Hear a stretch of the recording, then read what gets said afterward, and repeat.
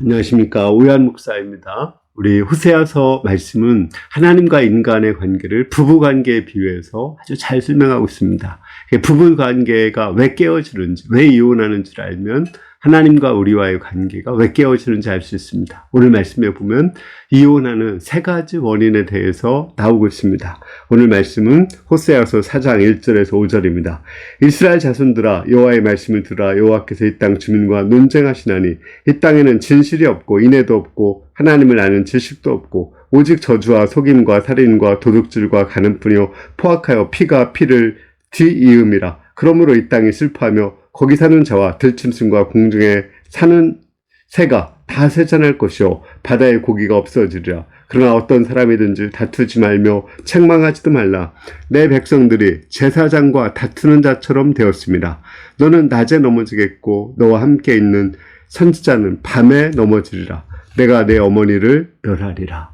이혼하는 첫 번째 원인은 뭐냐면 거짓말이에요. 그러니까 예를 들어서 부부가 돈을 따로 차고 있어요. 또는 바람을 피워요. 거짓말하는 거예요. 그런데 그것이 탈로 났을 때도 인정을 하지 않고 계속 거짓말해요.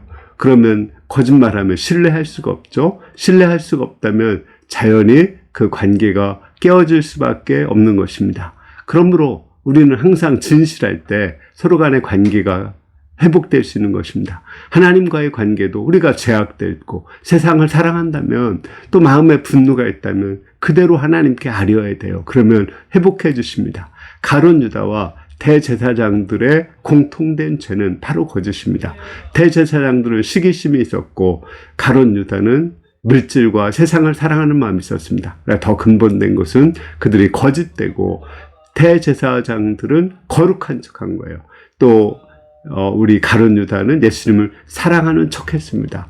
이 거짓이 있었기 때문에 결국은 예수님과 관계성을 맺지 못하고 그들은 예수님을 파는 엄청난 죄악을 범했습니다. 두 번째는 사랑을 잃어버린 것입니다. 부부는 서로 사랑하기 때문에 부부가 된 거죠. 근데 살다 보면 부부가 서로를 사랑하지 않고 그냥 일 중심으로 살아가는 경우가 있습니다.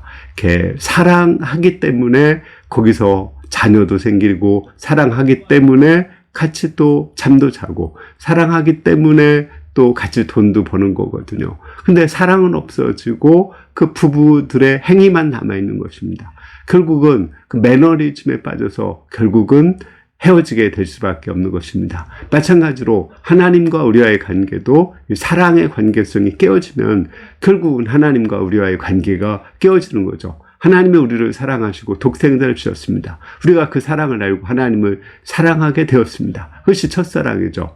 우리의 사랑이 갈수록 점점 더 깊어져야 되거든요. 우리가 고난이나 기쁨을 맛보면서 우리가 더 정이 들듯이 하나님과의 관계도 더 사랑에 깊어져야 되는데 하나님 자신에 대해서는 관심이 없고 하나님을 사랑하는 마음이 없고 하나님과 관련된 일들 중심으로 그냥 예배를 드린다든지 전도를 한다든지 또 어떤 율법적인 행위를 하는 그런 것 중심으로 살다 보면 결국은 하나님과 우리와의 관계가 깨어지는 것입니다.